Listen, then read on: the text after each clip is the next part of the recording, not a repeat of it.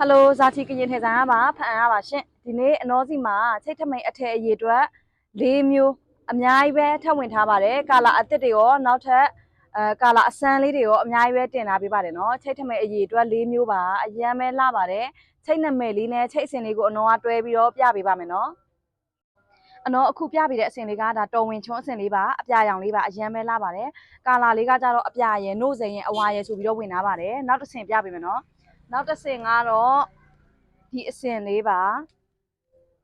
သူကနှစ်သစ်စပယ်ချိတ်လေးပါနော်အပေါ်မှာကဒီလိုစပယ်ပွင့်လေးနဲ့အောက်ကချိတ်လိုင်းလေးပါကာလာလေးကတော့မင်းကိုဘဲစိန်အုတ်ကျိုးအဝါကြက်သွေးပေးတာအဖြူအမဲကြံရည်အမဲမြင့်ချီ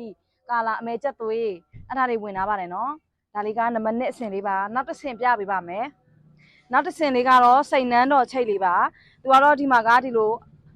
အမြောက်လေးတွေခတ်ထားပေးတယ်အောက်ကချိတ်လိုင်းနဲ့ပါနော်ပန်းပေးတာလေးရယ်ကြံရည်အသားအပြာအမဲကြက်ဒေါနာဆိုပြီးတော့ဝင်ထားပါတယ်နောက်ထပ်ဒီဘက်မှာကတော့ဒါကပန်းအေဂရီချိတ်လေးပါနော်ပန်းအေဂရီချိတ်လေးကတော့အသားလဲကျစ်တယ်အပွင့်လဲအရန်ပဲကျစ်ပါတယ်နော်ဒါလေးကပန်းအေဂရီချိတ်လေးပါဒါအမဲကြက်လေးပါကြံရည်မြင့်ချီကြက်သွေးအပြာဆိုပြီးတော့ဝင်ထားပါတယ်နောက်တစ်ဆင့်ကတော့ဒါကပန်းတစ္ဆာချိတ်လေးပါသူကတော့ကာလာတက်ရောင်နဲ့ပြေးထားပါတယ်နော်အဖြူကံမမဒေါနာလေးဖောက်ထားပေးပါတယ်အဖြူဒေါနာအဖြူအုတ်ကျိုးဒီအရောင်လေးဝင်ထားပါတယ်နော်လက်လီလက်ကပေးပါတယ်အနောဆိုင်ကတော့ဖတ်အံမှာဖွင့်လာတာဖြစ်ပါတယ်။ online ကနေလည်းမှာလို့ရတယ်ကားတွေ rider တွေနဲ့အကုန်လုံးမြို့နယ်အဆောင်ကိုဂိတ်ချပေးပါတယ်နော်။တပ်ဘလူဖာတို့နော်။